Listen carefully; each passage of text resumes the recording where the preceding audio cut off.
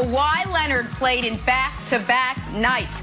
So unheard of, we had to bring in Chris Broussard to discuss. Broussard, did you hear the big news? Kawhi, back-to-back nights, first time since 2017. What did you make of this unbelievably incredible feat that happened in the NBA last night? I tell you what, it was incredible. I gotta be honest, it was surprising to see him out there. I'm not gonna lie.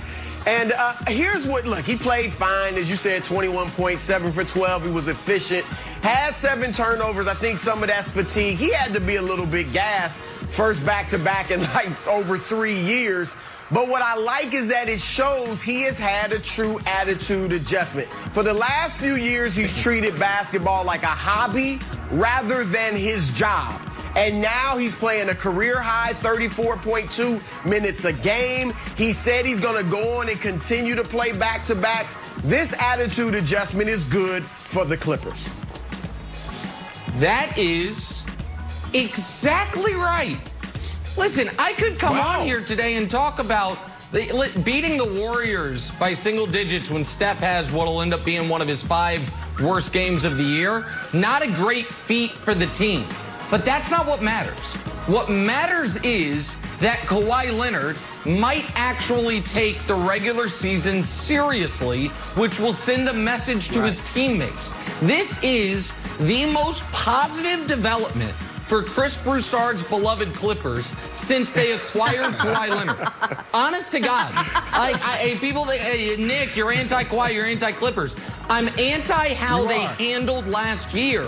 Well, I'm anti how they handled last year. Brandon, if this is a legitimate adjustment, their chances of being able to make the conference finals and lose to the Lakers went way up. So I'm happy for them there, and this is good for the league, Brandon. Nick, this is huge, and this is also dangerous for everyone else in the NBA. Because a lot of times when we talk sports and we're these talking heads, we're these analysts and commentators, we dive into the stats, we dive into the X's and O's, and we miss the most important thing.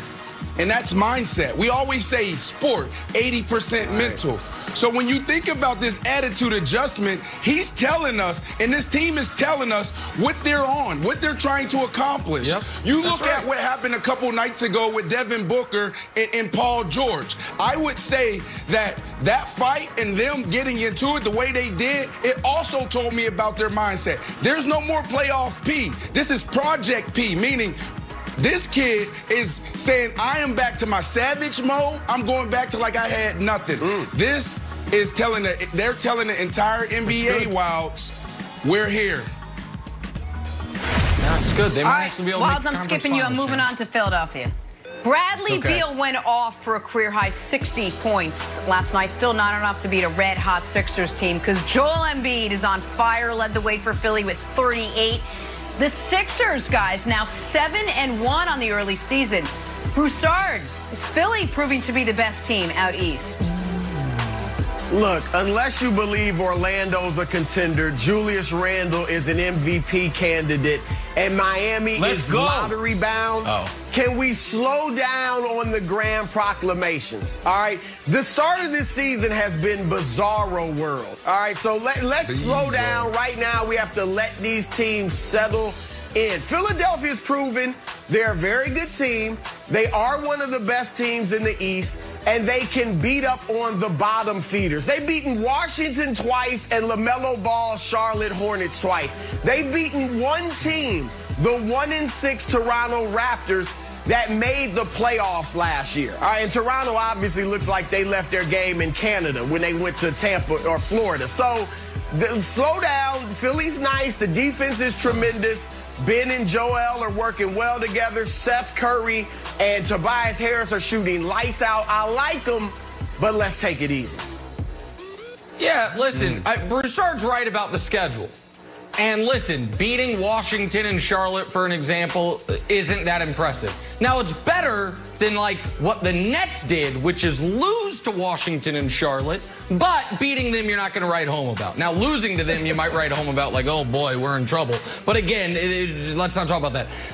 All I know is this. Before the year, I told you the Sixers and the Lakers are going to be your NBA finalists.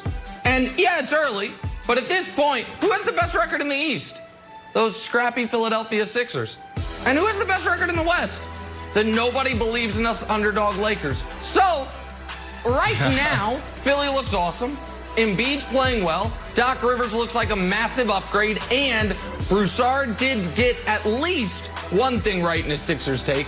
The Tobias Harris getting back to the Tobias Harris from when he was on Broussard's beloved Clippers under Doc Rivers is a massive development because they owe him about $120 million left on his contract. So all that's good for my Eastern Conference Finals pick, or for my finals pick out of the East, the Philadelphia 76ers, Brandon.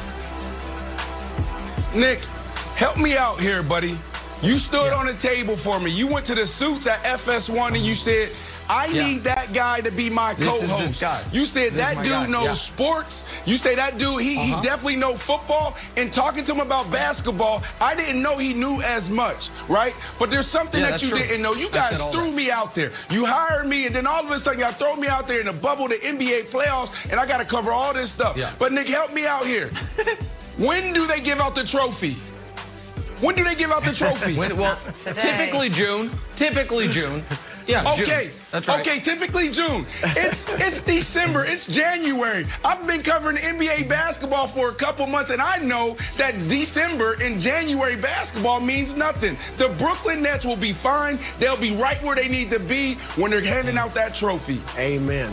Amen. Watching the Sixers play the Lakers. Let's head to Indiana, where James Harden's struggles continued last night. He started the season so hot, then he cooled off considerably, just like my coffee.